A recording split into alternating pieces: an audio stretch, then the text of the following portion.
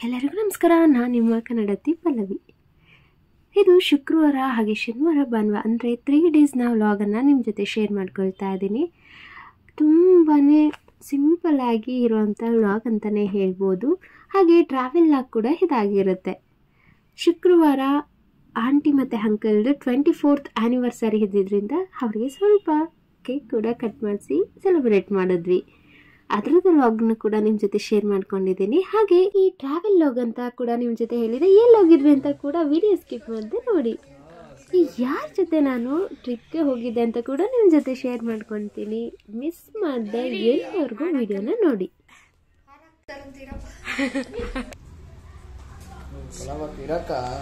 ನಾನು ಒಂದು ಫೋಟೋ ತೆಗ್ದಿಲ್ಲ. Happy anniversary.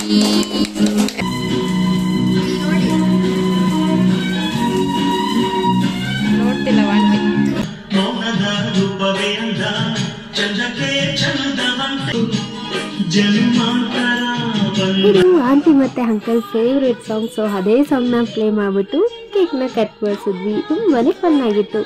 ಅದಾದ ನಂತರ ಟೈಮ್ ಕೂಡ ಆಗಿತ್ತು, ಬಸ್ ಬರೋವಂಥ ಟೈಮ್. ನಮ್ಮ ಫ್ರೆಂಡ್ಸ್ ಕೂಡ ವೆಯ್ಟ್ ಮಾಡ್ತಾಯಿದ್ರು ಆಲ್ರೆಡಿ. ಸೊ ಬಸ್ 11ಗೆ ಇದ್ದಿದ್ದರಿಂದ ಅಪ್ಪು ಮತ್ತು ಗಗನ್ ಕೂಡ ಬಂದು ಡ್ರಾಪ್ ಮಾಡಿದ್ರು. ಹೋಗ್ತಿರೋದು ನಾವಿಷ್ಟು ಸೌಮ್ಯ ಹಾಗೆ ಚೈತ್ರ ಮತ್ತು ನಾನು ಹೋಗ್ತಾ ಇದ್ದೀವಿ. ಹೋಗ್ತಾ ಇರೋದು ಮಂತ್ರಾಲಯಕ್ಕೆ. ನಾವು ಬ್ಯಾಂಗ್ಳೂರಿಂದ ಸುಗಮ ಟ್ರಾವೆಲ್ಸ್ನ ಬುಕ್ ಮಾಡ್ಕೊಂಡು ಹೋಗಿದ್ವಿ. ತುಂಬಾ ಚೆನ್ನಾಗಿತ್ತು ಅಂತಲೇ ಹೇಳ್ಬೋದು ಈ ಜರ್ನಿ ಎಕ್ಸ್ಪೀರಿಯನ್ಸ್ ಅಂತೂ.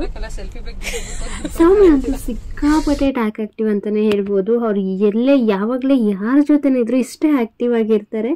ಸೊ ಅವ್ರಿದ್ದಾಗ ನಮಗೆ ಬೇಜಾರು ಕೂಡ ಆಗಲ್ಲ, ಅಷ್ಟು ಫನ್ ಆಗಿರುತ್ತೆ, ಅಷ್ಟು ಮಾತಾಡ್ತಾ ಇರ್ತಾರೆ.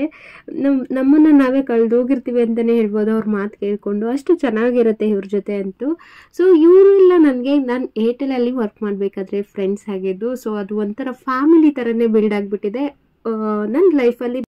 ಯಾವುದೇ ಫ್ಯಾಮಿಲಿ ವಿಷಯ ಆಗಲಿ ಯಾವುದನ್ನು ಮುಚ್ಚಿಡದೆ ನಾವು 3 ಜನ ಶೇರ್ ಮಾಡ್ಕೊಳ್ಳೋದು ಅಂದರೆ ಇದೊಂದೇ ಗ್ರೂಪ್ ಅಂತಲೇ ಹೇಳ್ಬೋದು.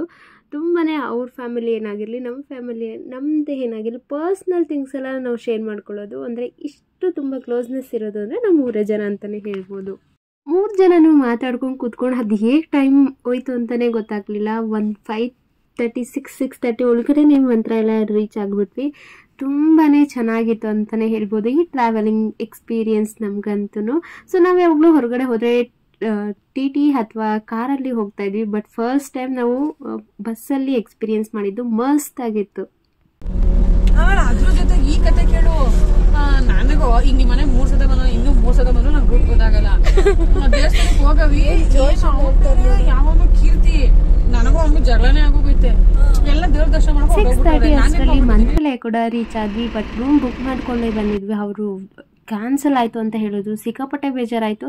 ಸೊ ಅಲ್ಲಿಂದ ಒಂದು 7:30ವರೆಗೂ ರೂಮ್ ಹುಡುಕಿದ್ದೆ ಆಗೋಯ್ತು. ಹೇಗೋ ನಮ್ಮ ಅದೃಷ್ಟಕ್ಕೆ ರೂಮ್ ಕೂಡ ಸಿಕ್ತು. ಬೇಗನೆ ಫ್ರೆಶ್ ಅಪ್ ಆಗಿ ರಾಯರ ದರ್ಶನ ಕೂಡ ಬಂದ್ವಿ. ತುಂಬಾ ಚೆನ್ನಾಗಿತ್ತು ಇವತ್ತಿನ ದರ್ಶನ ಅಂತಲೇ ಹೇಳ್ಬೋದು. ಎಷ್ಟು ಕ್ವಿಕ್ಕಾಗಾಯಿತು ಅಂದರೆ ತುಂಬಾ ಜನ ಇದ್ದರು. ಸೀರಿಯಸ್ಲಿ ನಾವು ಎಷ್ಟು ಲೇಟ್ ಆಗುತ್ತೋ ಅಂತ ಅಂದ್ಕೊಂಡಿದ್ವಿ, ಅಷ್ಟು ಜನ ಇದ್ದರು ಅಂತಲೇ ಹೇಳ್ಬೋದು ಇವತ್ತು. ರಾಘವೇಂದ್ರಾಯ ರಕ್ಷಮ ಇದನ್ನು ಕೇಳ್ತಾ ಇದ್ರೆ ಒಂಥರ ಅದ್ಭುತ ಅನಿಸುತ್ತೆ. ಹಾಗೆ ನೋಡಿ ನಾವು ರಾಯರ ಬೃಂದಾವನಕ್ಕೆ ಬಂದಿದ್ದೀವಿ.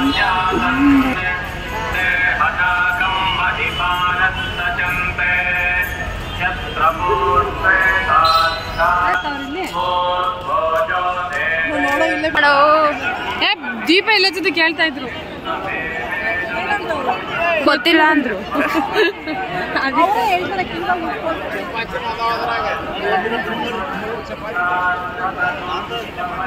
ಸಿಕ್ಕಾಪಟ್ಟೆ ಜನ ತುಂಬಿತು ಅಂತಲೇ ಹೇಳ್ಬೋದು.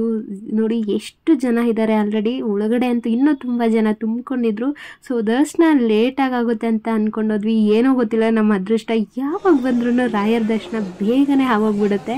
ಒಂದು 10 ನಿಮಿಷಕ್ಕೆಲ್ಲ ರಾಯರನ್ನ ತುಂಬಾ ಹತ್ತಿರದಿಂದ ನೋಡಿದ್ವಿ. ಅದು ಒಂದು ತುಂಬ ದೊಡ್ಡ ಖುಷಿ ಅಂತಲೇ ಹೇಳ್ಬೋದು. ಫಸ್ಟ್ ಟೈಮ್ ನಾನು ಅಷ್ಟು ಹತ್ತಿರದಿಂದ ರಾಯರನ್ನ ನೋಡಿದ್ದು ಅಂತಲೇ ಹೇಳ್ಬೋದು. Best experience. ಅಲ್ಲಿ ದರ್ಶನ ಕೂಡ ಮುಗಿಸಿ 5 ಪ್ಲೇಸ್ ಏನೇನಿದೆ ಬೃಂದಾವನ ಬಿಟ್ಟು ಅದನ್ನೆಲ್ಲ ನೋಡಲಿಕ್ಕೆ ಹೊರಟ್ವಿ. ಅಲ್ಲಿ ಈ ವೈಟ್ ಡ್ರೆಸ್ ಹಾಕಿದ್ದಾರೆ ನೋಡಿ, ಅವರು ಪರಿಚಯ ಆದರು. ಸೊ ತುಂಬಾ ಕ್ಲೋಸ್ ಫ್ರೆಂಡ್ ಆದ್ವಿ ಅಂತಲೇ ಹೇಳ್ಬೋದು. ನಾವು 3 ಜನದ ಜೊತೆಗೆ ಅವರು ಕೂಡ ಜಾಯಿನ್ ಆದರು. ಸೊ ನೆಕ್ಸ್ಟ್ ನಾವಿಲ್ಲಿ ಹೋಗ್ತಾ ಇರೋದು ಆಂಜನೇಯ ದೇವಸ್ಥಾನಕ್ಕೆ. ನಾನು ಇದರ ವಿಶೇಷತೆಗಳನ್ನ ನಾನು ಈ ವಿಡಿಯೋದಲ್ಲಿ ಶೇರ್ ಮಾಡ್ಕೊಳ್ತಾ ಇಲ್ಲ, ಯಾಕಂದರೆ ನಾನು 1 ಮಂತ್ ಬಿಫೋರ್ ಅಷ್ಟೇ ಮಂತ್ರಾಲಯಕ್ಕೆ ಬಂದು ಕಂಪ್ಲೀಟ್ ವಿಡಿಯೋನ ಶೇರ್ ಮಾಡ್ಕೊಂಡಿದ್ದೆ. ಇಲ್ಲಿನ 5 ದೇವಸ್ಥಾನಗಳ ವಿಶೇಷತೆಗಳನ್ನ ಕೂಡ ಶೇರ್ ಮಾಡ್ಕೊಂಡಿದ್ದೀನಿ. ಯಾರಿಗಾದರೂ ಅದ್ರ ಬಗ್ಗೆ ತಿಳ್ಕೊಳ್ಬೇಕು ಅನ್ನೋ ಇಂಟ್ರೆಸ್ಟ್ ಇದ್ದರೆ ನನ್ನ ಇಂದಿನ ವ್ಲಾಗ್ ಮಂತ್ರಾಲಯದ ವ್ಲಾಗನ್ನು ನೀವು ಚೆಕ್ ಮಾಡ್ಬೋದು. ಸೊ ನಾವಿಲ್ಲಿ ಬಂದಿದ್ದು ರಾಯರ ಬೃಂದಾವನ ಅಂದರೆ ಬಿಚ್ಚಾಲೆಗೆ ಬಂದ್ವಿ. ತುಂಬಾ ಚೆನ್ನಾಗಿತ್ತು, ನೀರಂತೂ ಸಿಕ್ಕಾಪಟ್ಟೆ ಇತ್ತು ನೋಡಿ. ಹಾಗೆ ಲಾಸ್ಟ್ ಟೈಮ್ ಬಂದಾಗ ನಮಗೆ ತೆಪ್ಪ ಇರಲಿಲ್ಲ, ಬಟ್ ಈ ಸಲ ಬಂದಾಗ ತೆಪ್ಪ ಆಯಿತು. ಬಟ್ ನಮ್ಮ ಬ್ಯಾಡ್ ಲಕ್ ಏನಪ್ಪ ಅಂತಂದರೆ ನಾವು ಶೇರಿಂಗ್ ಆಟೋದಲ್ಲಿ ಬಂದಿದ್ವಿ.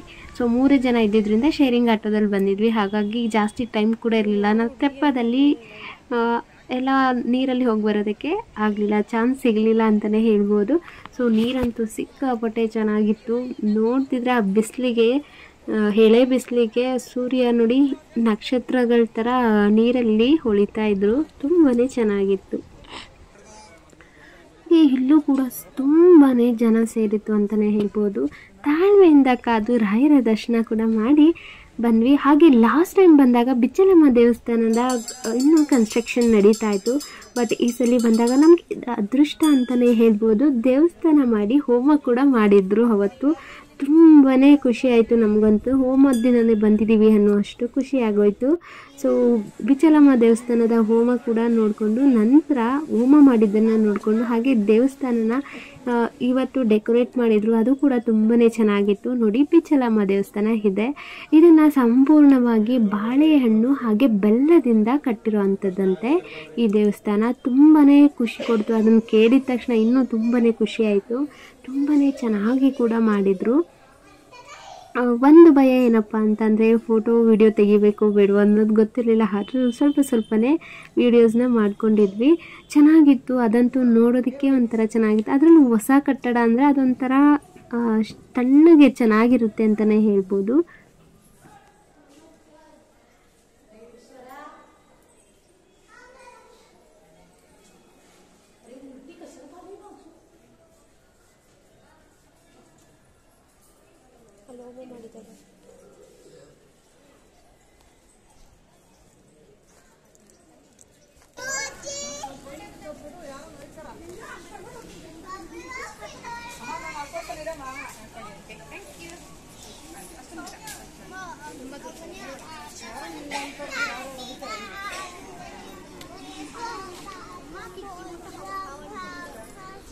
ಹಾಗೆ ಪಕ್ಕದಲ್ಲಿ ಈ ರೀತಿಯಾಗಿ ಕೂಡ ನಾಗರು ಕಲ್ಲುಗಳಿಂದ ಕೂಡ ಮಾಡಿದ್ರು.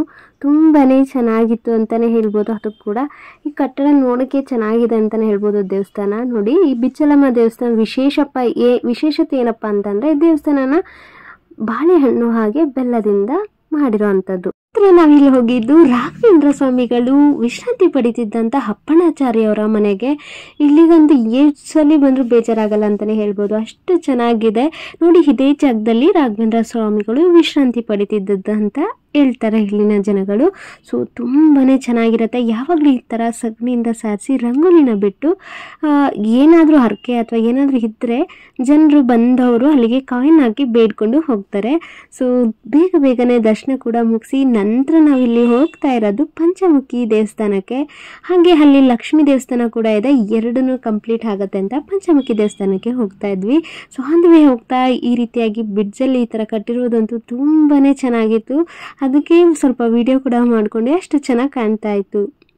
ಹಾಗೆ ಅಕ್ಕಪಕ್ಕ ನೋಡಿ, ಇಲ್ಲಂತೂ ಭತ್ತ ತುಂಬಾ ಬೆಳೀತಾರೆ ಅಂತಲೇ ಹೇಳ್ಬೋದು. ಸಖತ್ತು, ಎಲ್ಲಿ ನೋಡಿದ್ರು ಭತ್ತ ಏನು ನಾಟಿ ಮಾಡಿದ್ರು ಅದೆಲ್ಲ ಕಿತ್ಬಿಟ್ಟು ಒಣಗಿಸಿ ಭತ್ತನ ಕ್ಲೀನ್ ಮಾಡ್ಕೊಳ್ತಾ ಇದ್ರು. ಹಾಗೆ ಅದ್ರ ನಡುವೆ ಈ ರೀತಿ ನಾವು ತಾಮ್ರದ್ದೇನಾದರೂ ಬ್ಯಾಂಗಲ್ಸ್, ರಿಂಗ್ಸ್ ಏನಾದರೂ ತೊಗೊಂಡ್ರೆ ಅದು ಕಪ್ಪಾದಾಗ ಮರಳೆಲ್ಲ ಹಾಕಿ ಉಜ್ಜಿದ್ರೆ ಅದರ ಶೈನಿಂಗ್ ಬರುತ್ತೆ ಅಂತ ಅನಿಸುತ್ತೆ. ಅವರು ಅದೇ ರೀತಿ ಮಾಡ್ತಾಯಿದ್ರು ಅಂಗಡಿಯವರು.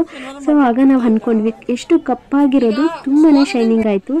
ಸೊ ಲಕ್ಷ್ಮೀ ದೇವಸ್ಥಾನಕ್ಕೆ ಕೂಡ ಹೋಗಿ ಮುಗಿಸಿ ಬೆಳಗ್ಗೆಯಿಂದ ತಿಂಡಿ ಕೂಡ ತಿಂದಿರಲಿಲ್ಲ. ಸೊ ಅಲ್ಲಿಂದ ಬರೋ ಅಷ್ಟರಲ್ಲಿ ಸಂಜೆ 4 ಗಂಟೆ ಆಗಿತ್ತು. ಹಾಗೆ ಊಟ ಕೂಡ ಮುಗಿಸ್ಕೊಂಡು ಸ್ವಲ್ಪ ಟೈಮ್ ರೂಮಲ್ಲಿ ರೆಸ್ಟ್ ಮಾಡಿ ಸಂಜೆ ಮತ್ತೆ ಹೊರಟ್ವಿ. ನಮ್ಮ ಚೈತ್ರಂಗಂತೂ ಬದನೆಕಾಯಿ ಬೋಂಡ ತುಂಬಾ ಇಷ್ಟ ಆಗಿತ್ತು. ಸಿಕ್ಕಾಪಟ್ಟೆ ತಗೊಂಡು ತಿಂತಾಯಿದ್ರು.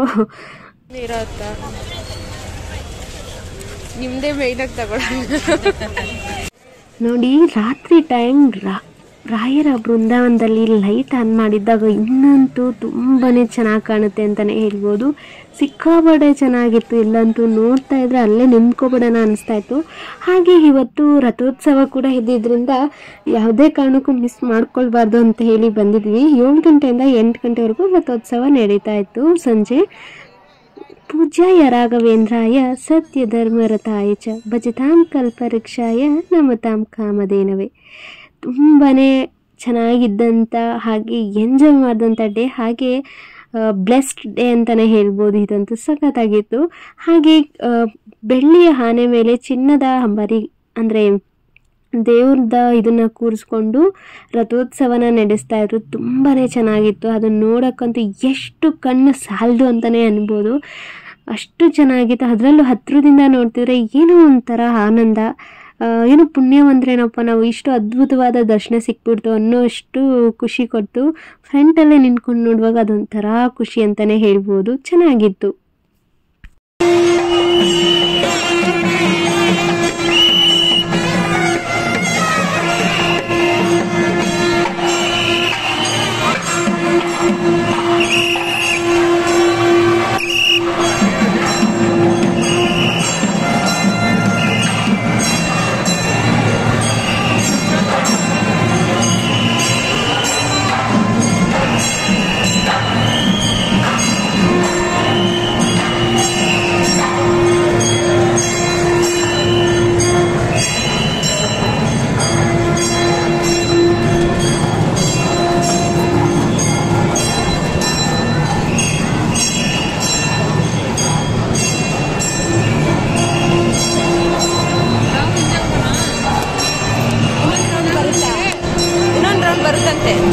ಒಂದು ಫಸ್ಟ್ ಟೈಮ್ ಈ ಥರ ಆಗಿ ರಥೋತ್ಸವ ನೋಡಿದ್ದು ಅಂತಲೇ ಹೇಳ್ಬೋದು. ನಾವಂತೂ ಬೆಸ್ಟ್ ಎಕ್ಸ್ಪೀರಿಯನ್ಸ್ ಅಂತಲೇ ಹೇಳ್ಬೋದು.